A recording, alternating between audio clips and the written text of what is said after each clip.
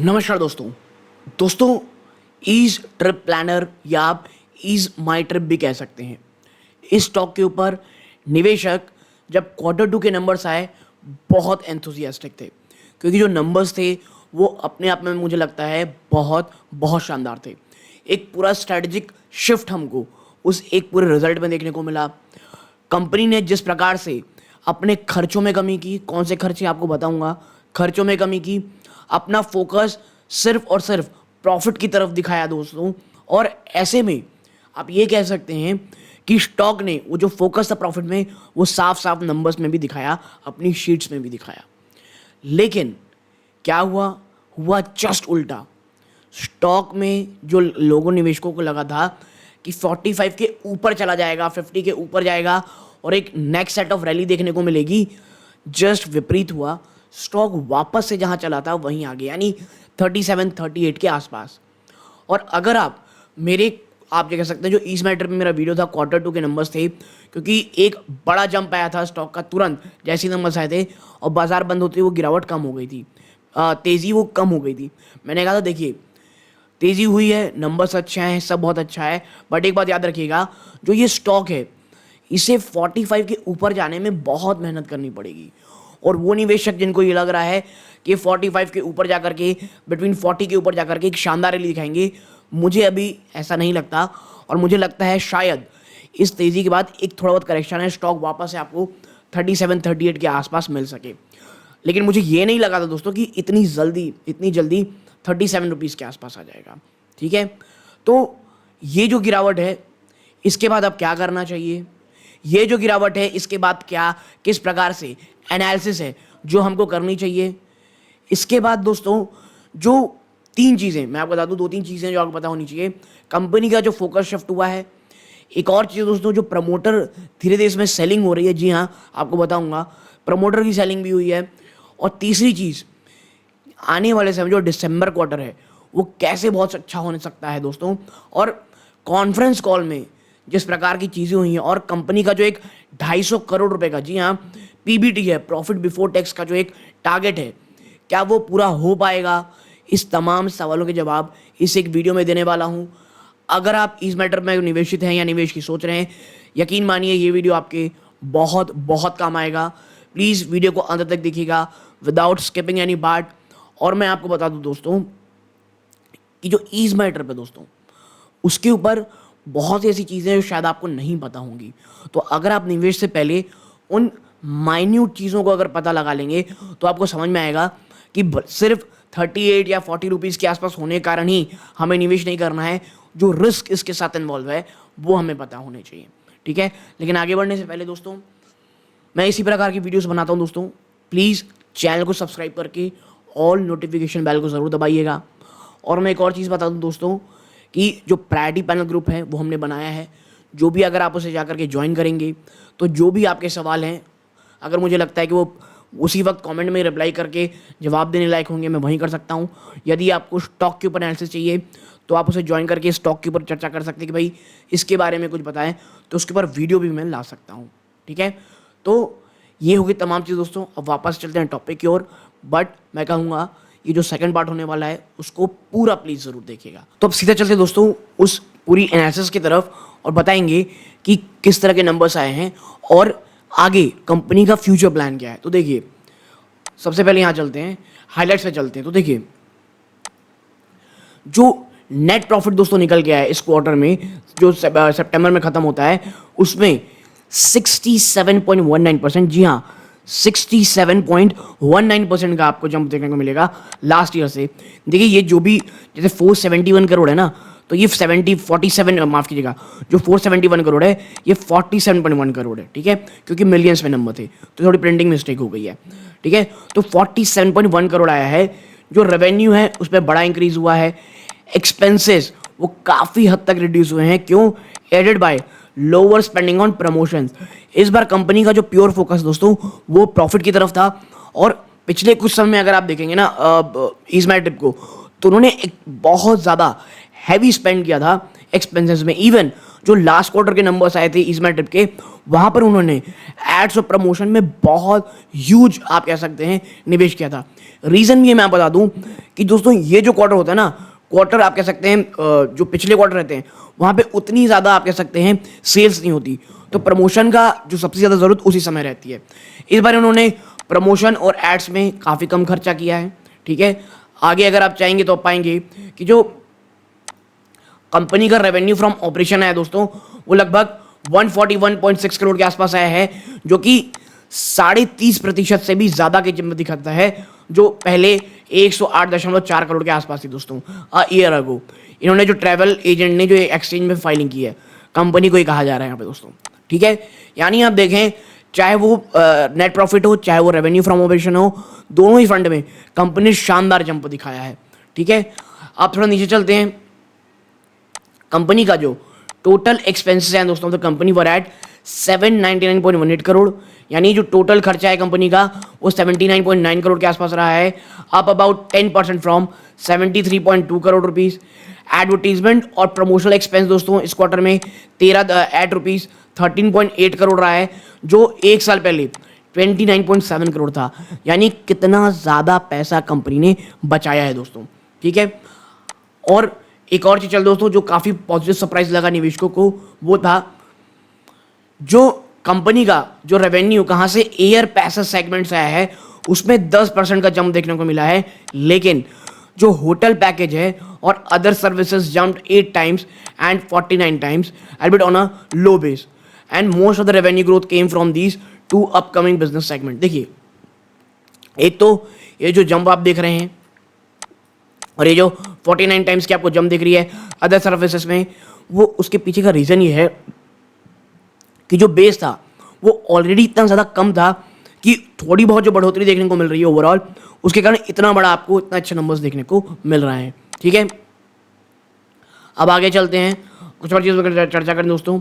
आप देखें कंपनी ने ये कहा है इट हैज़ रिकवरेबल्स ऑफ 72 की जगह 7.2 करोड़ ले लें from bankrupt Go Air, but added that the management is unable to comment upon the recoverability of such amount. ठीक है, एक बहुत बड़ा सरदर्द जो ईस्ट ट्रिप के लिए है वो गो एयर का पैसा है दोस्तों, तो वो फंसे हुए हैं। कंपनी कह रही कि भाई ये रिकवरेबल है, लेकिन कब, इसके ऊपर हम कमेंट नहीं कर सकते हैं। ठीक है, अब आगे बढ़ते हैं। अब ये देखिए कुछ ऑफिशियल डेटा आप देखें, कंपनी का जो ग्रॉस बुकिंग रेवेन्यू है दोस्तों उसमें 2.4% का जंप आया ईयर ऑन ईयर। ठीक है, जो कि है 20,255.8 मिलियन, तो आप इसे 2025 करोड़ रुपीस कह सकते हैं। एडजस्टेड रेवेन्यू आप देखेंगे 25% ज़्यादा का जंप आया है दोस्तों। ग्रॉस बुकिंग रेवेन्यू आप देखेंगे यहाँ पे, तो ये कितना है दोस्तों, उसमें ईयर ऑन ईयर आप देखेंगे 20.8% का जंप है दोस्तों। ठीक है, एडजस्टेड रेवेन्यू में भी 35% जंप है ईयर ऑन ईयर। ठीक है, ये मैं बता दूं आपको क्वार्टरली बात हो रही है। आप बोलेंगे ये दोनों सेम है, तो भाई ये जो है ना फर्स्ट हाफ, टोटल जो फर्स्ट हाफ है उसमें देखेंगे उसके हिसाब से 20% ज़्यादा का जंप है साल भर के फर्स्ट हाफ के हिसाब से दोस्तों। ठीक है, ये क्वार्टर ऑन क्वार्टर जंप है। एयर सेगमेंट बुकिंग देखेंगे तो ईयर ऑन ईयर बेस पे 2.3% का जंप है, जबकि फर्स्ट हाफ टोटल अगर आप करेंगे तो 20% का जंप आपको यहाँ पे देखने को मिल रहा होगा। पैट आप देखेंगे तो जहाँ पर 67.2% का जंप है 471 मिलियन के आसपास, यानी 47 करोड़, जो मैंने आपको ऊपर बताया था कि वो पॉइंट आप लगा दें, यहाँ पर 19.3% जंप देखने को मिल रहा है दोस्तों फर्स्ट हाफ में टोटल। यानी हर एक फ्रंट पे कंपनी ने जंप दिखाया। हाँ, ग्रॉस बुकिंग रेवेन्यू में उस प्रकार का जंप नहीं है जितना आप सोच रहे होंगे, बट वहाँ से भी जंप हमको देखने को मिल रहा है दोस्तों। ठीक है, अब थोड़ा नीचे चलते हैं, इसे थोड़ा मिटा लें। ये ऑफिशियल से दोस्तों नंबर है जो ने कंपनी ने फाइलिंग की थी, वहीं से कटआउट आपके सामने मैं लेके आया हूँ। कंपनी का ये पूरा मान आप सकते हैं उन्हीं के थ्रू सोर्स है। रीसेंट माइलस्टोन जो ईस्ट ट्रिप ने अचीव किया है, इसमें दोस्तों जो गेम चेंजिंग एक्विजिशंस हैं ये ज़्यादा इंपॉर्टेंट है। मैं रखा हूँ दोस्तों कटआउट, आप पॉज करके ये तमाम चीज़ों को पढ़ सकते हैं। क्या क्या है इसमें दोस्तों, smart voice recognition technology, continue growth of franchise store, company लगातार अपने फ्रेंचाइज स्टोर बढ़ा रही है दोस्तों, और इस ड्यूरिंग द क्वार्टर कंपनी ने अपनी presence northern part of India में बढ़ाई है। न्यू फ्रेंचाइज स्टोर खोले कहाँ पे, लुधियाना पंजाब, जलंधर पंजाब, दिल्ली और आगरा में दोस्तों। और जो नए स्टोर हैं दोस्तों represent significant expansion for the company enhancing it's nation wide network. देखिए एक बात आप समझिए, अगर जब आप ऑनलाइन इतना अच्छा एक्सपेंशन कर रहे हैं और अगर आप फिजिकल स्टोर भी खोलते हैं दोस्तों, तो जो एक आप कह सकते हैं जो फैमिली ट्रिप्स होती हैं वो आज भी फिजिकली जा करके बात करके सबसे ज़्यादा आप कह सकते हैं जो भरोसा उनको वहीं से आता है। तो कंपनी उसमें भी लगातार अपने आप को बढ़ा रही है दोस्तों, ठीक है। अब आप पूछेंगे ये जो स्टोर्स हैं, book flights, hotel, transportation, premium vacation packages, ठीक है। आप देखें कंपनी ने ड्यू डिजिटल के साथ भी एक ग्लोबल के साथ एक टाई अप किया है, जो कि टॉप ग्लोबल टेक्नोलॉजी कंपनी है। एक्सेलेंस और innovation, administrative services, visa, passport and identity management, ठीक है। कंपनी ने आप देखेंगे ब्लू स्मार्ट के साथ भी एक पार्टनरशिप की है दोस्तों। India top all electric ride hailing service और EV charging hub super operator है। This eco friendly partner aim to offer sustainable travel options, marking a significant milestone in green globality. देखिए एक चीज़ आप समझ जाइए, कंपनियां एक चीज़ आप साफ साफ समझ गई हैं, अगर वो ग्रीन मोबिलिटी के तैयार नहीं होंगी तो सरकार फोर्सफुली इस काम को कराएगी। तो भले ही छोटे स्तरों पे आज से शुरुआत करनी बहुत बहुत ज़्यादा ज़रूरी है। कंपनी कुछ गेम चेंजिंग एक्विजिशंस किए हैं। The board approved exchange 51% of following company. सबसे पहला guideline travel holiday private limited, ये लीडिंग क्रूज प्रोवाइडर है दोस्तों, हाईली रेप्यूटेड ट्रैवल कंपनी है जो B2C और B2B सर्किट में बहुत ज़्यादा आप कह सकते हैं फेमस है। Trip short travel technology private limited, जो कि एक लीडिंग ट्रैवल सॉल्यूशन प्लेटफॉर्म है दोस्तों, जो कि रेंज ऑफ सॉल्यूशन देती क्या, large video tables of Kashmir, ठीक है। यानी कश्मीर में भी कंपनी का फोकस है। एंड कश्मीर में जिस तरह से लगातार पर्यटन बढ़ रहा है दोस्तों, अगर चीज़ें इसी तरह सही रहती हैं, यकीन मानिए it will be A game changer, ठीक है। नेक्स्ट चीज़ क्या है, डॉक ट्रैवल प्राइवेट लिमिटेड, जो कि ट्रैवल सर्विस प्रोवाइडर दोस्तों, जो सेंट्रल एशियन कंट्री जैसे टर्की, UAE और इंडिया में काम करती है। यानी फॉरेन को लेकर भी कंपनी बहुत बहुत ज़्यादा सीरियस है, ठीक है। अब नीचे चलते हैं। ये एक चीज़ दोस्तों जो मैंने पिछली बार जब एनालिसिस की थी ना उसमें भी चर्चा की थी। क्या आप देखें यहाँ पे दुबई ऑफिस ग्रोइंग एक्सपोनेंशियली, जो दुबई का ऑफिस है और दुबई जिस तरह से निवेश कर रहा है दोस्तों, किस चीज़ के लिए, अपने ज़्यादा से ज़्यादा आप कह सकते हैं जो पर्यटक हैं उन्हें लाने के लिए ईज माई ट्रिप का जो आप कह सकते हैं दुबई ऑफिस है वो बहुत शानदार काम कर रहा है। आप देखें our Dubai operation performing strongly in growing very quarter and poise for exponential growth, ठीक है। आने वाले समय के लिए एक एक्सपोनेंशियल ग्रोथ दिखाएगा, इसके लिए कंपनी बहुत ज़्यादा आप कह सकते हैं उम्मीद रखती है। आगे चलते हैं। देखिए ये ईज माई ट्रिप का ना आप कह सकते हैं क्वार्टरली एट अ ग्लांस है, ठीक है। अब ऊपर इतनी चर्चा हो गई, लेकिन आप देख सकते हैं यहाँ पे अगर आप जानना चाहें तो जो ग्रॉस बुकिंग रेवेन्यू है वहाँ पर क्वार्टर ऑन क्वार्टर एक बड़ी गिरावट हुई दोस्तों। क्या क्वार्टर ऑन क्वार्टर एक बड़ी गिरावट हुई है? रेवेन्यू आप देखेंगे तो क्वार्टर ऑन क्वार्टर जंप हुआ है, इनकम में जंप हुआ है, एक्सपेंसेस में कमी आई है। तो आप समझें काफ़ी इंपॉर्टेंट ये चीज़ें हैं दोस्तों। तो यहाँ मैं रखा हुआ हूँ, आप इसे पॉज करके बार देख सकते हैं कि चीज़ें किस प्रकार की हैं। अब आते हैं दोस्तों कुछ इंपॉर्टेंट पॉइंट्स में जो इन्वेस्टर्स को अपने दिमाग में ज़रूर से ज़रूर रखना चाहिए। सबसे फर्स्ट और फॉरमोस्ट एक बड़ा स्ट्रैटेजिक शिफ्ट हुआ है ईज माई ट्रिप में। इस क्वार्टरली अर्निंग में अगर आप देखेंगे, report was all about the change in strategy.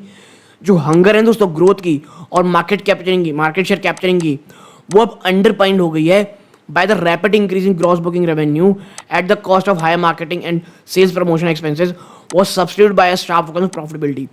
अब जो आप एक ग्रॉस बुकिंग रेवेन्यू में क्वार्टर गिरावट देख रहे हैं ना, कि भैया क्रॉस बुकिंग रेवेन्यू में जो गिरावट हुई क्वार्टर वो इसीलिए हुई है कि लगातार मार्केट एक्सपेंशन करना, लगातार कैप्चरिंग करना मार्केट को, बहुत निवेश करना एड एंड प्रमोशन में, उसकी बजाय प्योर हमें प्रॉफिट में फोकस करना है।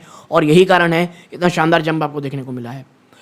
और कॉन्सिक्वेंटली जो ईज माई ट्रिप है उसने टेपिड इंक्रीज की है दोस्तों gross booking revenue year on year में मात्र 2.3% की थी, जो मैंने पहले ही बताया था आपको।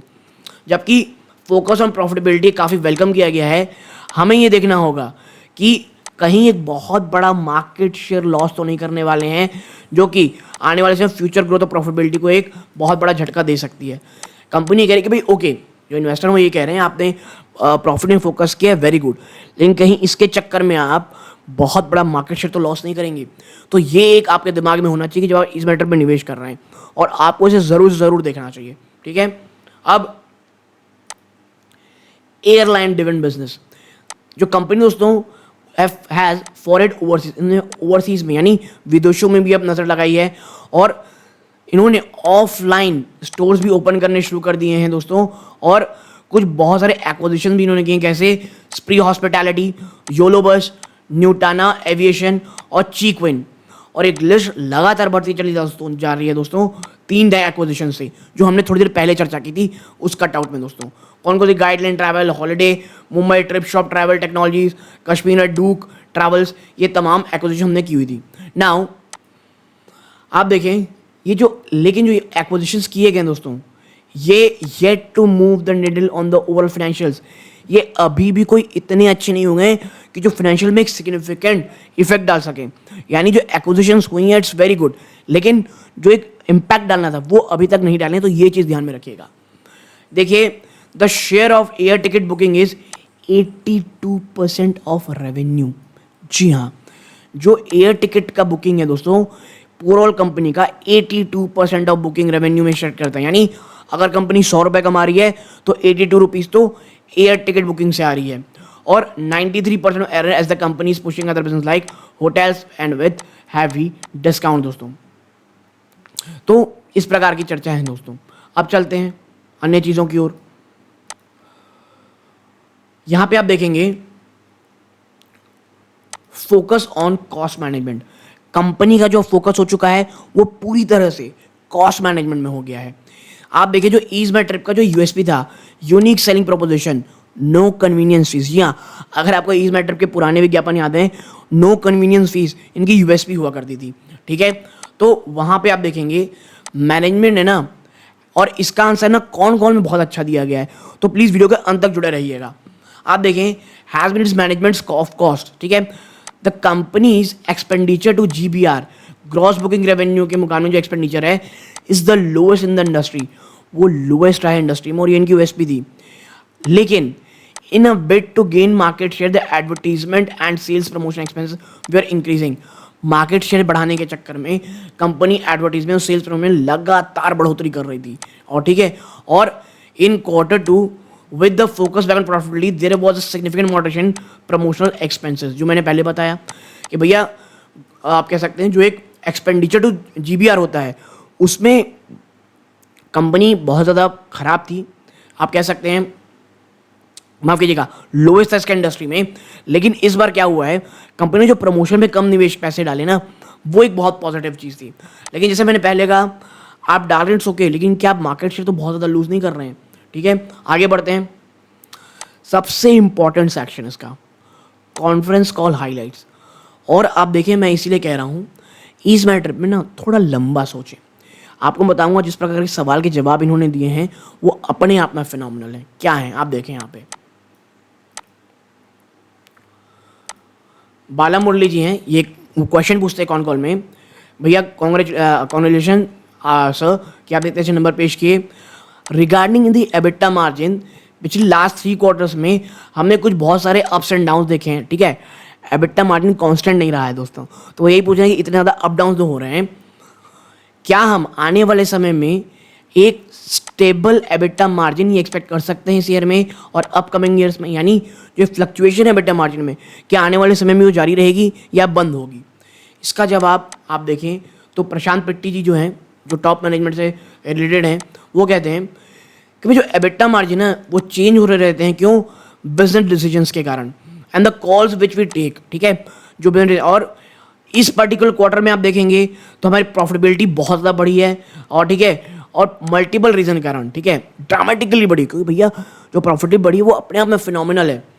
और one is we also experimented charging customer convenience fee also, यानी जो कन्वीनियंस फीस पहले 0 थी वो कुछ तरह पे स्टार्ट कर दी गई है।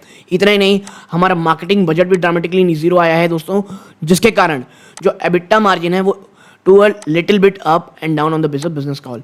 Hence the future as well I may not be able to give an guidance. तो भाई एक बात ध्यान में रखें, जो एबिटा मार्जिन है वो आने वाले समय में इसी तरह फ्लक्चुएट करते रहेंगे, क्योंकि एक ट्रैवल कंपनी है दोस्तों ये, तो कभी कभी आपको एड्स एंड प्रमोशन में ज़्यादा खर्चा करना पड़ेगा, कभी कभी बहुत कम करना पड़ेगा। इस बार कम किया गया है तो आपको नंबर इतने अच्छे दिख रहे हैं, बट अगर कहीं ज़्यादा किया जाएगा तो आप देखेंगे तो यही चीज़ें हैं एबिटा मार्जिन वो आपको कम होती दिखाई देंगी। तो बी रियलिस्टिक, अगर कभी गिरावट होती तो उसका रीज़न समझ जाइएगा, ठीक है। एक और चीज़ जो मैंने पहले कही थी, 250 करोड़, 250 करोड़ रुपीस, इसका जो एक प्रॉफिट बिफोर टैक्स का टारगेट है दोस्तों, ठीक है। बाला मूल्य पूछते हैं, so I think we are on track, so we have completed around 100 crores. First half में 100 करोड़ के जो टारगेट थे वो ऑलरेडी हो चुके हैं। इनका इस साल का टारगेट था 250 करोड़। तो क्या आने वाले 2 क्वार्टर के अंदर आप कह सकते हैं इसको पार सकते हैं 150 करोड़ पीबीटी, राइट। आप देखें, so as a growing company, ठीक है, Q3 और Q4 हमेशा बेटर रहते हैं। यानी जो आप फर्स्ट हाफ गया है इससे कहीं ज़्यादा अच्छे सेकंड हाफ होने वाले हैं, always better than Q1 Q2। And since our company is growing, which is why if you see every year in our performance, our जो H1 रहता है यूजुअली वो 65 to 70% to our second half, ठीक है। यानी ये कह रहे हैं कि जो हमारा सेकेंड हाफ होता है वो फर्स्ट हाफ से ज़्यादा अच्छा होता है। अगर ये कह रहे हैं अगर हमने सेकेंड हाफ में सपोज कीजिए हमने 100 रुपये कमाया है, तो जो फर्स्ट हाफ में हमारी कमाई होगी 60 से 70 रुपये के आसपास से रहती है। Hence we are all within our target to reach 250 crore of PBT this year, ठीक है।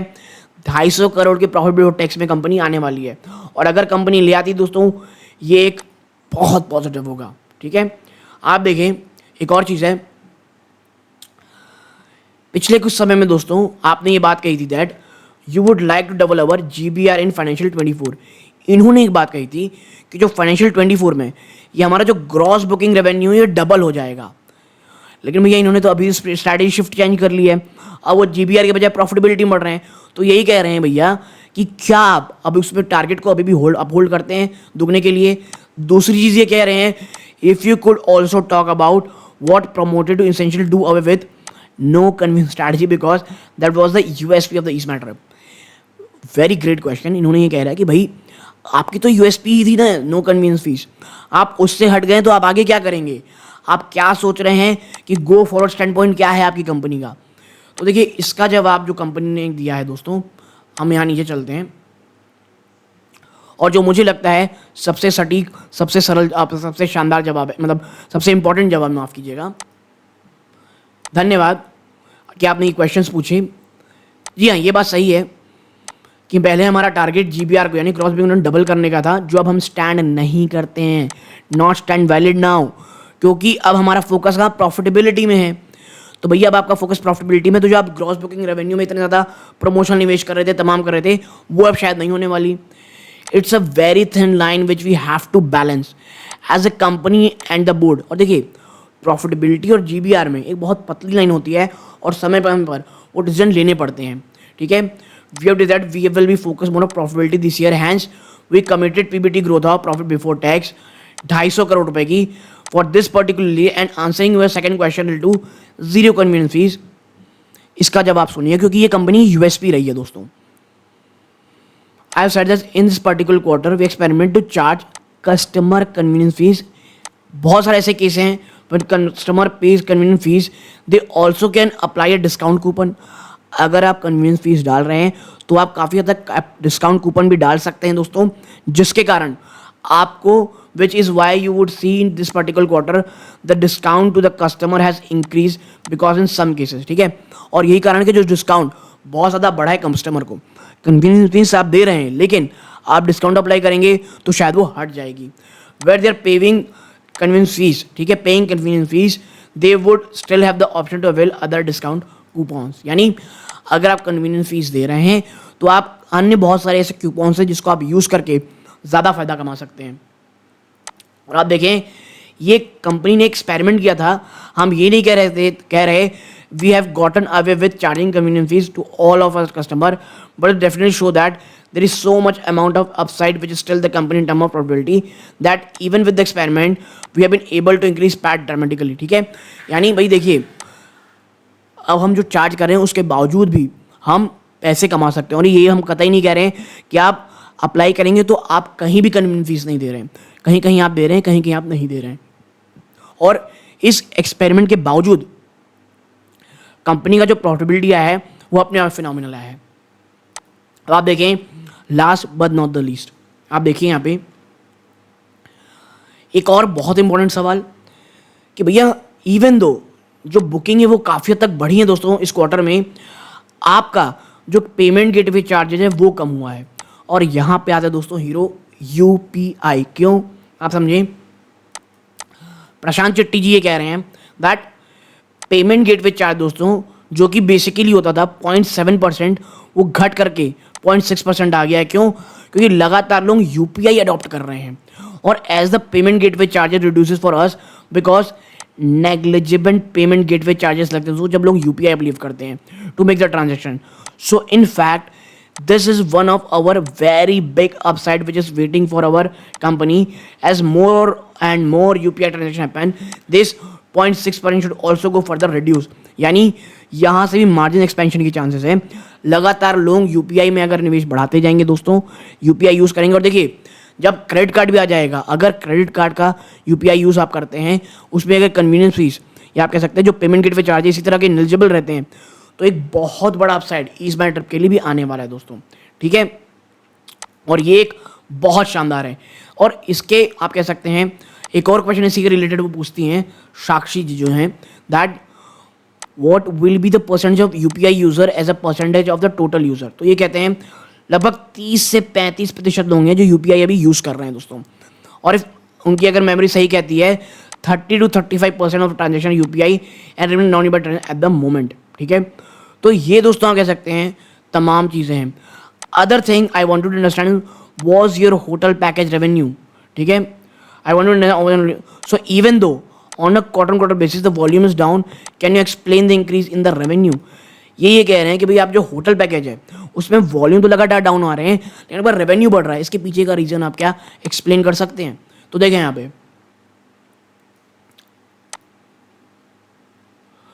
जो ओवरऑल टोटल बुकिंग है दोस्तों have increase compare to the last quarter by 60%। पिछले क्वार्टर से 60% का जंप आया है ओवरऑल बुकिंग में दोस्तों। ठीक है, so I don't know when you are saying that it is quarter on quarter basis it is down, what do you mean by that. See you can't compare quarter on quarter. Q1 versus Q2 are very different quarter. Q1 is a very high on tourism while Q2 is a leaner period and hence it's better to compare to the last year rather than compare to quarter on quarter. ये कह रहे हैं कि भाई साहब आप quarter on quarter के बजाय ना ईयर ऑन ईयर देखें। ठीक है, तो ये चीज़ में ध्यान रखते कह रहे हैं। और it's business exhibit a very different kind of behaviour as travel seasonal business. और एज ए इन्वेस्टर आपको भी समझना पड़ेगा कि जो ट्रैवलिंग बिजनेस है ये बड़ा सीजनल बिजनेस होता है दोस्तों। ये चीज़ को अपने दिमाग में प्लीज़ ज़रूर से ज़रूर रखिएगा दोस्तों। ठीक है, तो भाई ओवरऑल जो भी मुझे आपसे साथ चर्चा करनी थी हमने की, तमाम सवालों के जवाब एज ए इन्वेस्टर मुझे लगता है आपको मिल चुके होंगे। कुछ आपके डाउट हो कमेंट बॉक्स में बताइएगा, आपका कुछ सवाल हो आप प्रायोरिटी पैनल ग्रुप को ज्वाइन करके कर सकते हैं दोस्तों। और यहाँ तक पूरी एनालिसिस मैंने आपसे शेयर कर ली है, अच्छी लगी हो प्लीज़ वीडियो को लाइक कीजिएगा, चैनल को सब्सक्राइब जरूर कीजिएगा। ये सूर्यकांत है, जय हिंद दोस्तों।